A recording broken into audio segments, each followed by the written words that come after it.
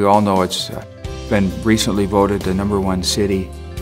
It doesn't matter whether you're a #1 city and a prospering city, there's still people of need of all ages and in any community, and certainly in Eden Prairie.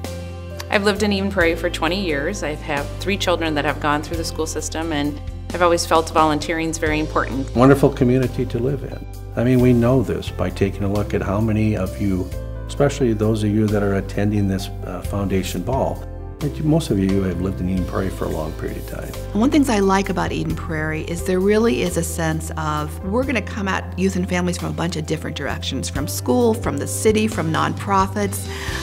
We're really going to surround our family and kids with all the support they need. It really makes you feel like you're home. It makes you feel like you're home.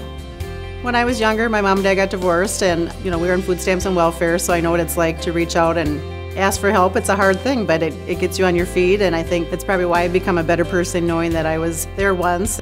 Anytime you can give back is impactful. Actually, anybody who lives in Eden Prairie, they have somehow been affected by what the Eden Prairie Foundation has done for them. I heard about the Eden Prairie Foundation from my husband. I've been involved in the Eden Prairie Foundation since 1982. The foundation has been in existence for 30 years, and during that period of time, we're real close to giving back almost $1 million in the Eden Prairie community itself. I think of them as the link between all those charities that really connects it to Eden Prairie and makes it the Eden Prairie Foundation.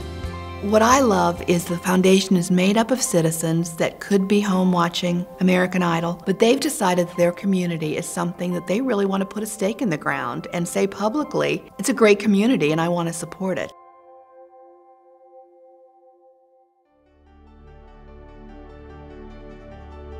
I love the Teens Alone program that we have here, and there are great individuals, passionate individuals that feel passionate about the kids in Eden Prairie.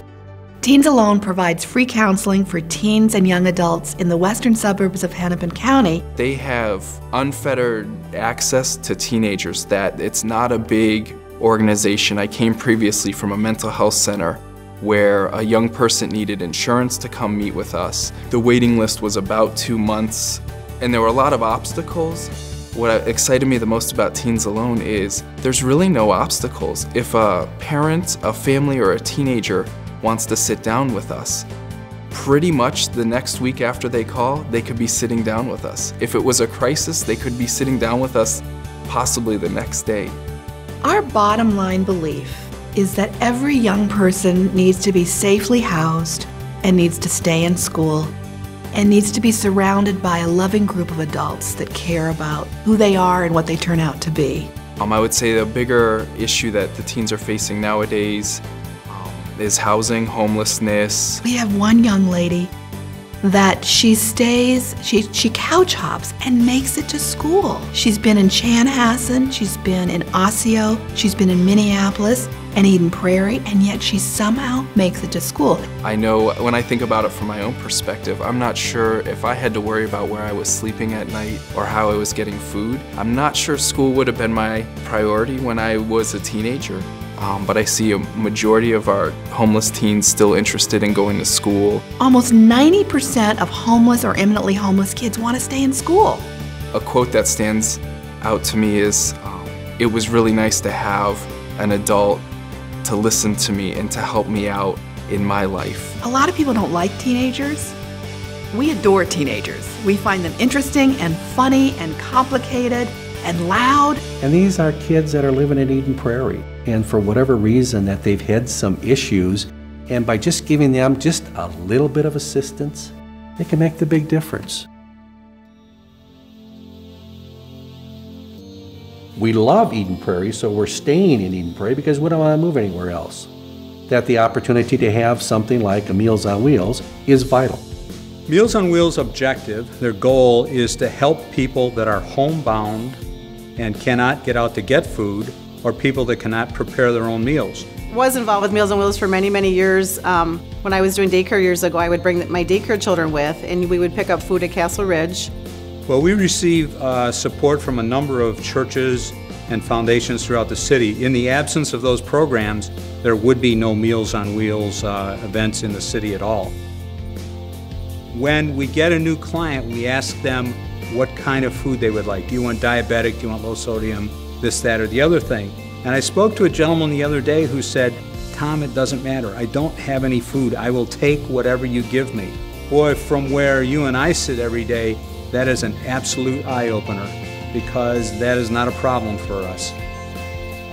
Most of the folks that I deal with every day, and probably the folks that are looking at this video, have been very fortunate financially. But there's a tremendous number of folks in our community that don't have enough money to buy food every day. Meals on Wheels, just in Eat and Pray alone, gives over 10,000 meals. So in the simplest terms, what Meals on Wheels does is help folks, helps people.